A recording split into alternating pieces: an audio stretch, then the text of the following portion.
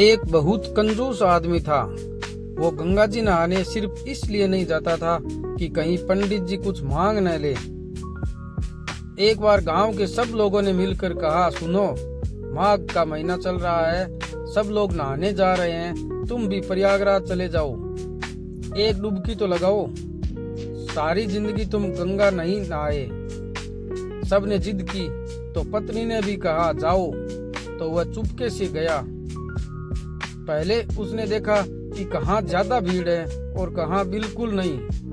वह गंगा जी के किनारे किनारे चलता रहा। एक जगह भीड़ ज्यादा थी। माघ का महीना जो था, चलते चलते वह शमशान घाट पहुंच गया। वहाँ भीड़ नहीं थी। उसने सोचा यहीं नहा लेता हूँ, यहाँ कोई पंडा नहीं आएगा, कोई झंझट नहीं रहेगा। उसने कपड़े उतारे और चुपके से धीरे धीरे पानी में गया कि कहीं कोई देख न ले। वह बड़ा पैसे वाला था मगर बहुत कंजूस था। शमशान में जाकर उसने गंगा जी में डुबकी लगा ली। भगवान शिव तो शमशान में ही विराजते हैं। शिव जी ने सोचा आज जरा इसके साथ थोड़ा मजाक कर लेते हैं, तो भगवान शंकर पंडा बनकर आ गए। जैसे ही वह आदमी डुबकी लगाकर बाहर उठा, शंकर जी सामने खड़े थे। बोले, हाँ यजमान, पैसे निकालो। कंजूस घबरा गया।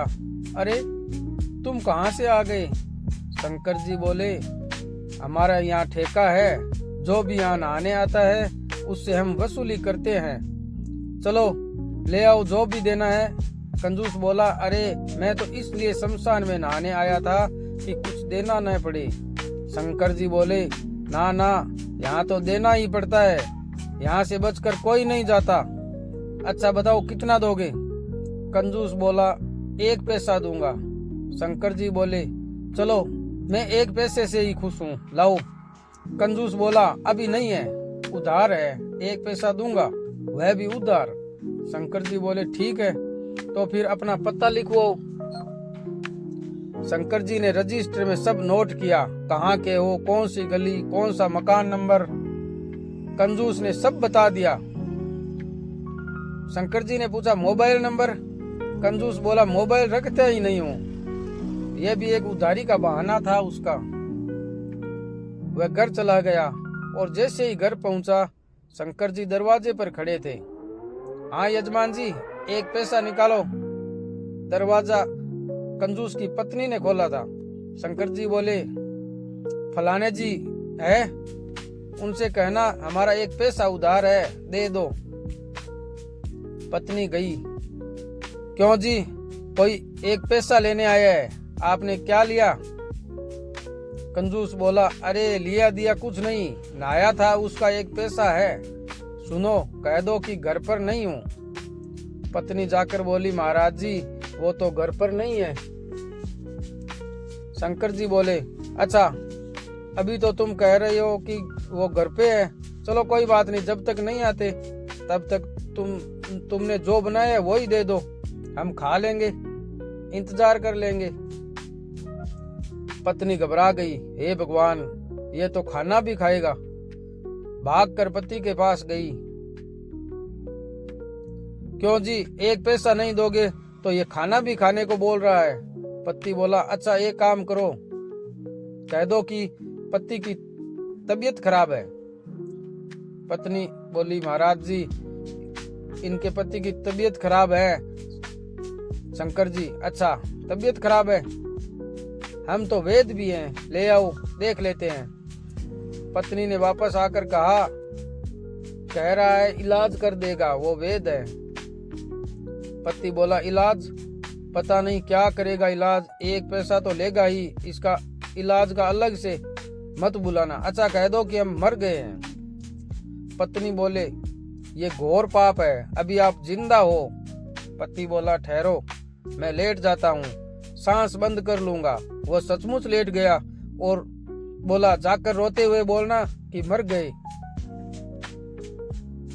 पत्नी रोती हुई गई, महाराज वो बीमार थे, क्या हुआ पता नहीं, प्राण निकल गए।